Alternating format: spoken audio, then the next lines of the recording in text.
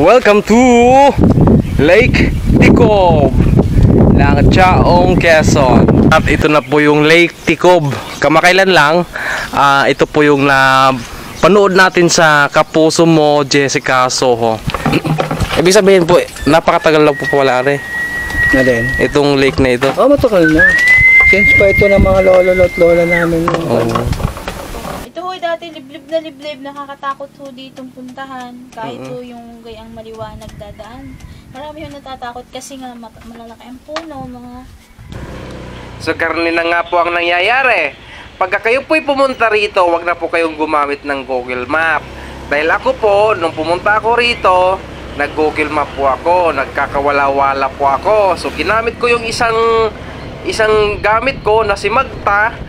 Di yun po, nakarating po ako doon. So ganito, pag kayo'y pumasok doon sa kanto, kayo po ay dire-diretso lamang at makakadaan po ganitong lumang tulay sa Chaong, Quezon. So ngayon, basta tuloy-tuloy lang po kayo. From highway kasi, mga 11 minutos lamang ang kanyang layo. Hindi naman siya mahirap daanan dahil semento naman po lahat ang madadaanan. Pagkarating dito sa Barangay Hot, dire-diretso pa rin kayo. Saan bang Lake Ticob? At sa view side po, dito, diretso po kayo. Diretso ako? Tapos, Kanan. Po kayo dito. So, makita po kayo itong paahon po. May mga bakal po. Paahon po yun. Salamat. At dito na nga po, bumalik na po ako sa Barangay Hall. Basta makita nyo po yung Barangay Hall, wag po kayong kumanan. Dire-diretso lang po kayo.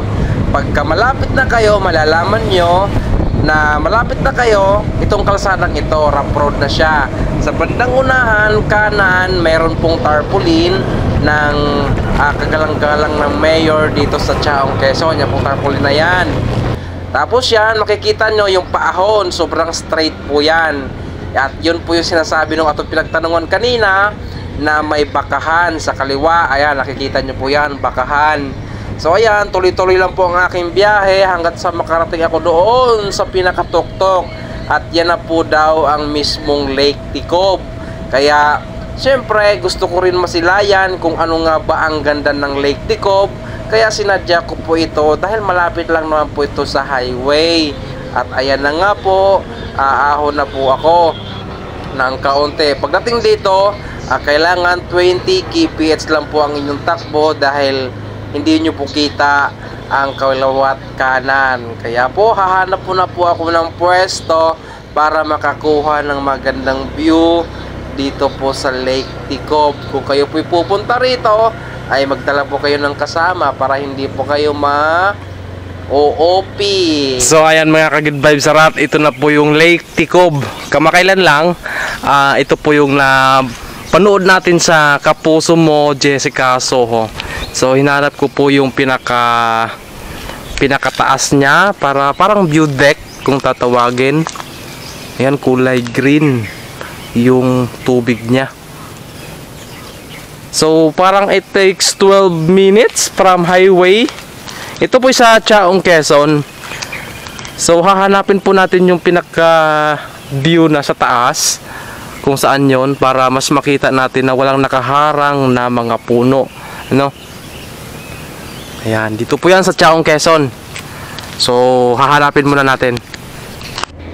Pagka kayo po'y pupunta rito, masisigurado ko sa inyong mai-enjoy nyo po ang pagpunta nyo dito. Dito pa lang sa kalsada, makikita nyo na ang napakataas na bundok. Nature na nature po yan. Fresh air po dito. Kahit mainit ay hindi nyo po ramdam yung panahon na mainit dahil malakas po ang hangin. Kung maririnig nyo po sa impact ng aking camera, malakas po ang hangin yan. Malamig po rito. At ngayon man, pagka kayo naman po ay pupunta rito, kung wala kayong dalang baon, meron din po dito na nagtitinda. Kaya dadalhin ko kayo sa pinakataas para mas makita ninyo yung pinakahugis ng lake na yon. Ang sinasabi, bilog na bilog daw siya, edi matitingnan natin doon sa pinakataas kung tama nga o tunay nga ba na bilog na bilog. Ayan po yung mga tindahan, pwede kayong bumili dyan. Ito po yon, yung mga tulda-tulda na yan, yun po yun. Ito na po yung pinaka-view deck. Ano? So ayan na nga. Welcome to Lake Ticob ng Chaong, Quezon.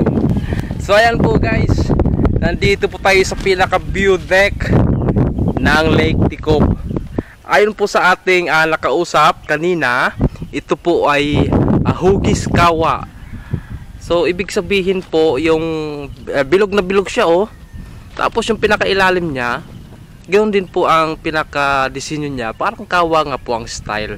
So kung makikita po natin sa ating harapan, yung dalawang bundok na yan, hindi ko sure kung anong bundok siya. Parang hindi naman siya banahaw eh. Ay, hindi alam nung tanungan natin kung saan ito, kung anong bundok yan. Yan. Yung dalawang bundok na yan na magkatabi.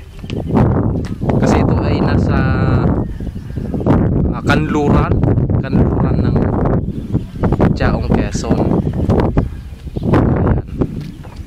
So ito po yun, ito na po yun yung pinaka view deck niya. Ayan oh. Napakaganda, kulay green. At isa pa sa nalaman ko diyan, dito yung taga rito, dito sila kumukuha ng pinagkakitaan, tulad na lang ng isda at parang yung maliliit na hipon. Hindi ko sure kung saan po ang daan. Ayun yung may hagdanan. May hagdanan ayun. Yun. So pababa siya. May hagdanan. Ayan.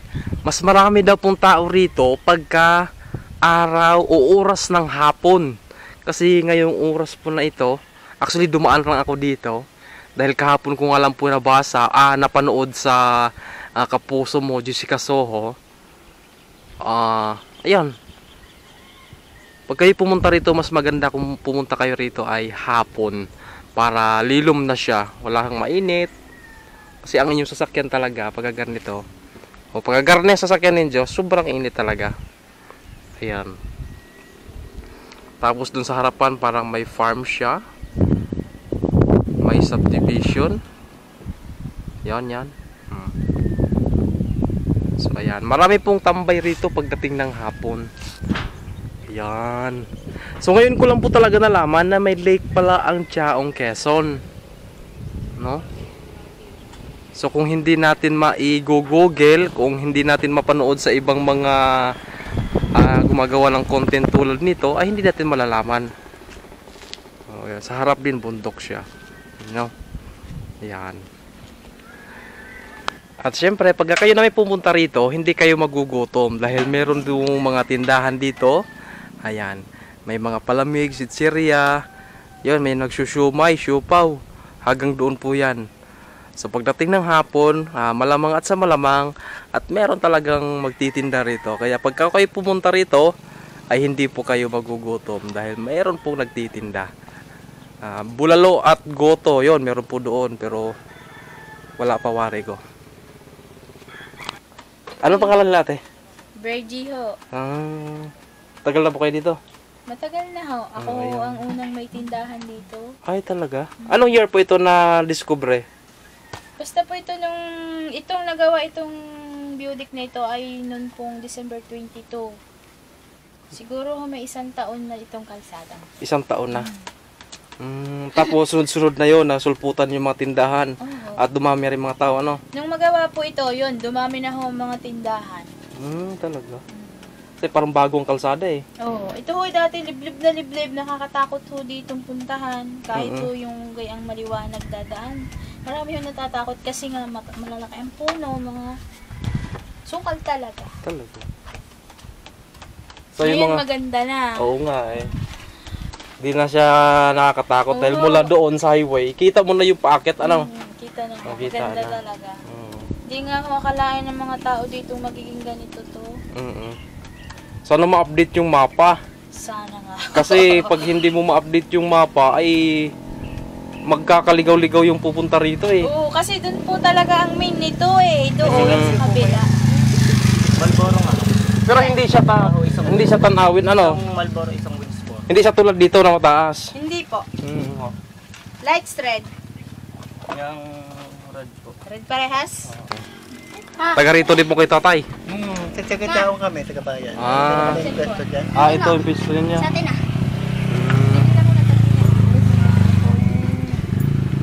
Napuno na ng tubig, pero hindi. Bakit yan hindi nawawala ng tubig? Oo nga eh. Kainitan ako, ipapahibla din mo. Pero marami na pong isda dyan, ano? Marami. Mga, kayang floating na yan, yung mga tilapia ang inalagaan nila dyan. Bangus, tilapia. Tilapia. Yung gano'n. Hipon. Ay, mga kids lang nila na yan. Oo, mga cakes na yan.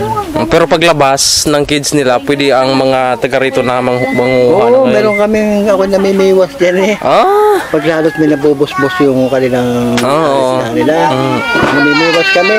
May sarili ako dyang balsa. Meron ka dyan sa ngayon?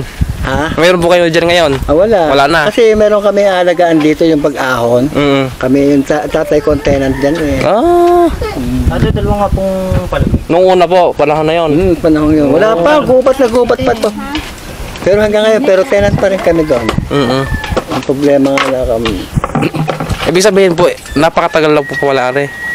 Na din. Itong lake na ito. Oh, matukal na. Since pa ito ng mga lolo at lola namin. Babago lang po na-discovery, ano? Ito kasi talagang for development talaga itong ano. Hindi naman pinagbibigay pa sa mga nakaraang administrasyon. Oh. So, nung ito naman si RJ, yung mayor namin ngayon yun. RJ. Saka si David, si congressman, siya nagpakarsada ganyan eh. So, siya nagpaka-continuous naman eh, si RJ. Pero ito naman, kasi ang contractor dito, kumpare ko, si Vice Mayor dati dito. Hindi na didiretsuhin daw yung tag dito. Yung karsadang yan. Kasi kung lulok like sa Sampaloc Lake, gagawin na lang daw karerahan. Gagawin walking na lang. Ay, pagdating diyan, ano? Walking na lang. Tapos may mga pwede kang maglibot, by horse na yan. Yun. May tourist spot na rin ang style doon talaga. Tapos sabi sa akin nung isa kong right hand nung aking kumpare, may binabalak daw sa zipline. Yung ganyan sa Japan. Pero private ang magpapagawa. Paas nun. Ang binabalak pa daw doon, ay, kita mo yun? Yun ang aming... Yung bubong na yun, nakulay wala. Yung building yun. Convention hall namin yun. Yung magandang bolan yun. Kulay green yun. Yun ang gusto pang marating doon. Sabi ko pa, kalayo-layo naman yun. Sabagay, kaya yan. Kung Japan ang kalayo-layo eh. Banahaw nga siya. Ang Banahaw, tapos kinabuhayan yung kabila yun. Yung maliit na yun. Oo, maliit na yun. Bundok kinabuhayan. Oo. Saan ang Banahaw? Nakaakit na ako dyan sa Banahaw na yan. Oo, nakaakit na ako dyan. Yang sa Mahayhay Falls, Taytay Falls. Oo. Patahon kami ng mga tatay, magtatanim kami ng sabi. Lakad. Oo, magtatabas-tabas kami diyan. Napakagubat. Ito, gubat na gubat ito. Anong pangalan mo, tatay? Ha? Anong pangalan niyo po? Rudy Dominguez. Rody Dominguez.